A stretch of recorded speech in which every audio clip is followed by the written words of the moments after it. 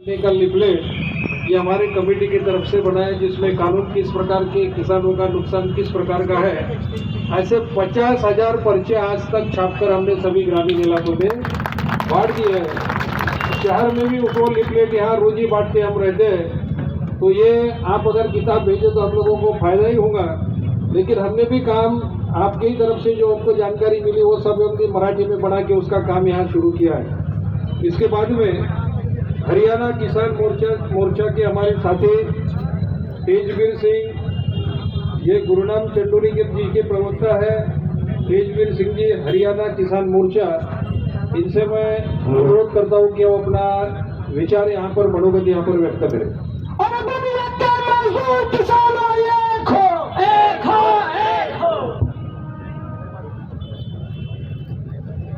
सबसे पहले तो मैं आज महाराष्ट्र की धरती और आप सभी शेतीकारी भाइयों को नमन करता हूं कि इतनी गर्मी के अंदर आप आज हमारे साथ खड़े हो, और धन्यवाद करता हूं श्रीकांत जी का और संदीप दुबे जी का, जिन्होंने आपसे मिलने का मौका दिया। और सबसे बड़ा मैं धन्यवाद करता हूं उस मोदी का कि उसने जहाज रोका और हमने सड़क का रास्ता इख्तियार किया।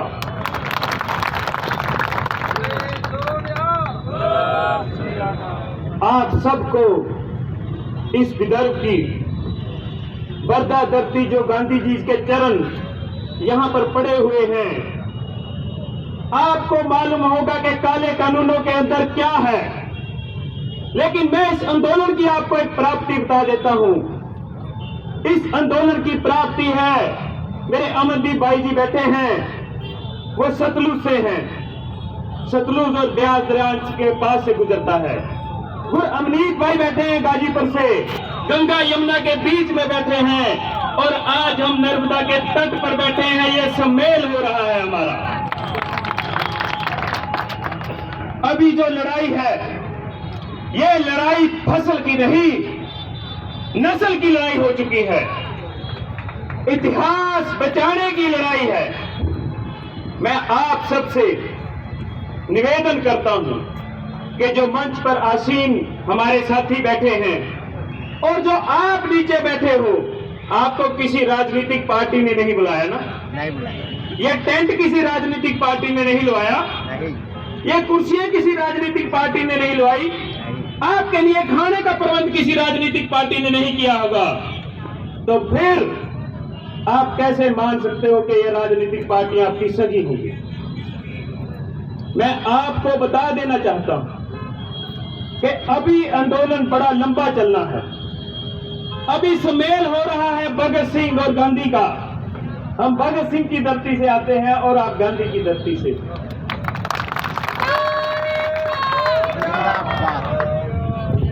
बोले सोनिहाल के साथ छत्रपति महाराज शिवाजी की जय।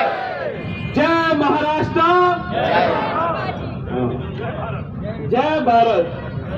आप सबको मेरी नौजवान भाइयों से एक विनती है कि इस आंदोलन की एक और बड़ी प्राप्ति हुई है कि आपको अपने बीच बैठे हुए दुश्मनों का पता चल गया है कि सचिन ने किसके लिए ट्वीट किया और अजय देवगन ने किसके लिए किया। तानाजी का रोल करने के बाद और महादेव की मूर्ति छाती पर बनवाने के बाद कोई तानाजी या शिवाजी का उपासक नहीं बन सकता।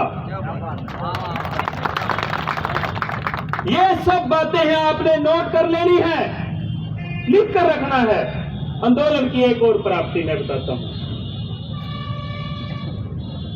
मोदी तुमचा तानाशाही नहीं चलना, नहीं चलना।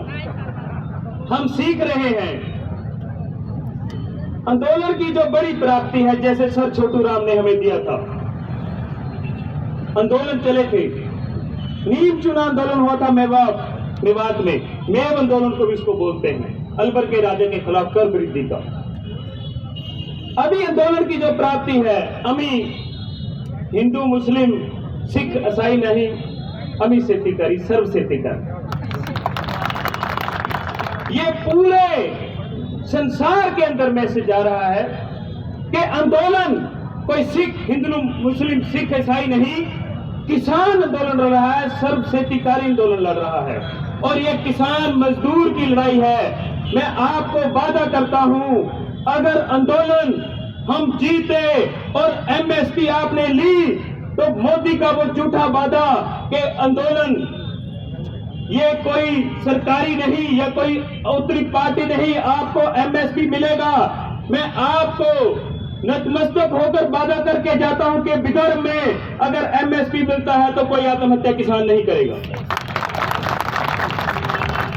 लेकिन अभी आंदोलन की जो है, मेरे से बोलते हुए पहले प्रवक्ताओं ने आपको बहुत अच्छे से बताया, आपके पास बहुत अच्छी टीम है, श्रीकांत जी हैं, संदीप जी हैं, हमारे बल साहब बैठे हैं पीछे। अगर आपको किसी भी चीज की जरूरत हुई, कहीं पे भी लंगर लगाना हुआ, कहीं पर भी आपको कोई भी दिक्कत आती है, आप बल साहब को मिल सकते हो। सरपंच साहब गुल्लू टिल्लो जी बैठे हैं हमारे साथ। आपको पूरे महाराष्ट्र में सभी तरह का सहयोग हमारी तरफ से दिया जाएगा। लेकिन मैं आपसे एक बात कहता हूं, आंदोलन लड़ने का एक तरीका है जो हम लड़ रहे हैं। आप भी बेहतर तरीके से आंदोलन लड़ते हो। आपने ऐसे करने जैसे आज आप आए हो ना सभी, ये शहरी लोगों को बताना है कि किसान जैसे तैसे अपना गुजारा कर लेगा, वो नमक के साथ रोटी खा लेगा, लेकिन पिज्जा और बर्गर इंटरनेट से डाउनलोड नहीं होते। उनको बताना है कि हमारा आलू 4 रुपए खरीद कर आपको 40 रुपए कौन बेचता है। उनको बताना है हमारा प्याज नासिक में सड़कों पर गिरा जाता है, लेकिन जब उसकी स्टोर व्यवस्था हो जाती है तो वो आपको 200 रुपए 100 रुपए किलो खरीदना पड़ता है।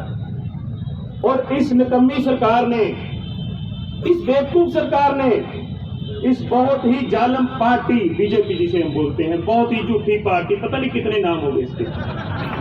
सही बात है, सही है, लेकिन हमें यह याद रखना होता है जब इलेक्शन में वोट करने जाते हैं। मैं आपको बता देता हूं, सही है। एक और भी बात है, जब हम भैंस खरीदते हैं तो देखते हैं कौन सी नस्ल के कितना दूध देती है। जब हम घोड़ा खरीदते हैं तब भी हम देखते हैं कौन सी नस्ल का है, ये मारवाड़ी है या अरबी नस्ल का घोड़ा है। जब हम ट्रैक्टर खरीदते हैं तब उसकी हाउस पावर देखते हैं, लेकिन हम जब वोट करते हैं ना तब नहीं देखते, तब कहते हैं नहीं हमारी जाति का है, हमारे धर्म का है। आपको ये बात भी सीखनी होगी इसके साथ। बातें बहुत सी है मैं आपसे करना चाहता हूं, लेकिन आपने एक तरीका अपनाना है, आपने ड्यूटी लगानी है अपने गांव के अंदर। जैसे इन्होंने इंटरनेट बंद कर दिया था ना, आपको वो तरीके याद करने होंगे। आपको तो ज्यादा पता होना चाहिए कि जब इंटरनेट नहीं होता था तब भी आंदोलन होते थे और उनको कोई लीडरशिप नहीं लगती थी, आम नागरिक, आम देश का नागरिक लड़ता था। आपने अपने अपने गांव के अंदर, मंदिर के अंदर, मस्जिद के अंदर अनाउंसमेंट करवानी है कि आज विदर्भ के अंदर या पुणे के अंदर रेल रोको प्रोग्राम है, जो संयुक्त किसान मोर्चे ने दिल्ली से दिया है। आपको वहां जाने की जरूरत नहीं है, अगर जा सकते हो तो अच्छी बात है। वहां पे 10 लाख की भीड़ बैठी है, वहां पे किसान जाग चुका है, कोरोना भाग चुका है, और यहां आज किसान जाग चुका है, कोरोना भाग जाएगा कल पर। लेकिन आपने क्या करना है, अपने गांव से 5-5 आदमी की ड्यूटी लगानी है कि वो 5 आदमी जाएंगे, उनकी गाड़ी में आपने उनके ट्रैक्टर पर तेल डलवाने का, अपने गांव से पैसे इकट्ठे कर उनको भेजने का इंतजाम करना है। अगर आप ऐसे करेंगे तो आपका खर्चा कम होगा। आंदोलन 1 साल चलना है, 2 साल चलना है, क्योंकि फसल के साथ नस्ल की भी लड़ाई है। अब जैसे नारा लगता है ना, मोदी तेरी कब्र खुदेगी, आज नहीं तो कल खुदेगी। ये मोदी की कब्र नहीं, उन राजनीतिक दलों की जिन्होंने हमें प्रताड़ित किया 70 साल से, जिन्होंने हमारे संविधान के अनुसार हमें हक नहीं दिए, ये उनकी भी कब्र खोदी जा रही है। और इस आंदोलन से एक नई राजनीति पैदा, आने वाले समय में लोग अपने हकों के लिए लड़ेंगे। वो चुनावी मैनिफेस्टो अपने हाथ में रखना है, याद कराना है। जब एमएलए एमपी आपके यहाँ किसी भी पार्टी का, इसको बोलो आपका चुनावी मैनिफेस्टो ये था, क्योंकि 15 लाख के चक्कर में मेरी मां ने भी वोट दे दी थी। और नोटबंदी में पता नहीं किस किस की कमर टूटी, लेकिन सास बहू की लड़ाई बहुत ज्यादा हुई है, और हस्बैंड वाइफ की भी लड़ाई हुई है, क्योंकि दबे हुए पैसे निकल आए। ये बातें आपने याद रखी, लेकिन आंदोलन पूरी ताकत के साथ लड़ना है। आप सब ऐसे ही एकजुटता बनाए रखें, इतना सम्मेल हुआ है, 40 जो संगठन थे आज वो इकट्ठे होकर आपके लिए 68 दिन से लगातार आंदोलन कर रहे हैं। और पिछले लगभग 3 महीने से और उससे पहले 7 महीने से हरियाणा और पंजाब में आंदोलन चल रहा है। टोल टैक्स फ्री है, रिलायंस के मॉल बंद हैं, जब चाहे रेल रोको, जब चाहे हेलीकॉप्टर नहीं उतरने दिया हमने सीएम का हरियाणा में, आपको मालूम होगा। ये जन की ताकत है, ये जनता की ताकत है। आप एक मुट्ठी हो जाओ, इनकी औकात नहीं है आपसे बाहर बात करेंगे, चाहे वो कोई भी विपक्षी पार्टी हो, चाहे वो सत्ताधारी पार्टी हो। लेकिन एक बात याद रखना है, ये सब ताली एक ही थाली के चट्टे बट्टे हैं।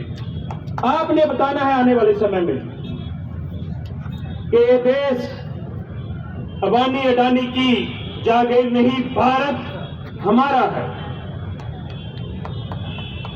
मैं आप सबसे अनुरोध करूंगा कि आपने जैसे आज ही इकट्ठे हुए हैं, हम अगली दफा भी आएंगे। ये जहाज रोकेंगे, हम सड़क से आएंगे, ये सड़क रोकेंगे, हम रेल से आएंगे, ये रेल रोकेंगे, हम पैदल घोड़ों से आएंगे, लेकिन आएंगे जरूर आपके बीच में। मैं आपको बेनती करके जाता हूं, खासकर जो मेरे नौजवान भाई पीछे खड़े हैं, आपने सोशल मीडिया पे अपनी लड़ाई लड़नी है। गोदी मीडिया आपकी बात नहीं करेगा क्योंकि वो बिका हुआ है, उसका जमीर मर चुका है। आपने बताना है कि गुड सेंसर जो तीसरा एक्ट है, मैं समझ आऊंगा श्रीकांत जी, थोड़ा समय ज्यादा ले रहा हूं। आपने बताना है सोशल मीडिया के राही ट्विटर के ऊपर कंगना के ट्वीट का जवाब देना है, उसको ब्लॉक कर दिया गया है। ये बोलते हैं, कहते हैं कि हमारा अंदरूनी मामला है किसान आंदोलन। जब रिहाना और ट्रूडो जब कमेंट करते हैं, जब मोदी जी का डंका बजता था, जब मास्टर स्ट्रोक लगते थे, तो पूरे देश वर्ल्ड में डंका बजता था। बेइज्जती होगी तो पूरे वर्ल्ड में होगी। अब जब कपड़े उतारे जाएंगे तो पूरे वर्ल्ड में उतारे जाएंगे। आपने आंदोलन अपनी फेसबुक से आप लिखो, मान से लिखो, आई एम प्राउड ऑफ सेतिकार, हम किसान के बेटे हैं। उनको बताओ कि ये काले कानून आने वाली आपकी जो रसोई का खर्चा है वो 5,000 से 25,000 पर चला जाएगा, आपको मालूम नहीं होगा। जैसे गैस की सब्सिडी और तेल के दाम चले गए। आज वो बाबा नहीं बोलता जिसकी एक आंख काम नहीं करती, वो अन्ना सो गया है जो हर बात पर बोलता था। और रही विपक्षी पार्टियों की, उनको तो सीआईडी और सीबीआई का ही बड़ा डर है। लेकिन हम यहाँ बोल कर आए हैं पुलिस को कि भाई हमें गिरफ्तार कर लो, हमें दिल्ली जाना ना पड़े, क्योंकि हम जब भी छूटे फिर यहाँ आंदोलन करें, फिर बोले, फिर आपको जगाएं। मैं अभी आपसे माफी चाहता हूं कि हमें आगे जाना है। आप सबको एकता बनाए रखनी है, क्योंकि अब ये इनकलाब आया है और इस इनकलाब को आपने संभाल कर रखना है। मैं आपसे इन्हीं बातों से क्षमा चाहता हूं। मेरी माता, मेरी बहनें मेरी पीछे बैठी हैं, इनका आंदोलन में सबसे बड़ा सहयोग है, क्योंकि मैं इनको जननी मानता हूं। वो ताकतवर है जो अपने घर वाले को, अपने बेटे को बोलती है कि मैं घर अपना संभालूंगी, तुम जाकर आंदोलन संभालना। मैं आपसे इतनी ही विनती करता हुआ एक बात चाहूंगा बस, कि मेरे साथ एक नारा लगाए, मुझे मान महसूस हो।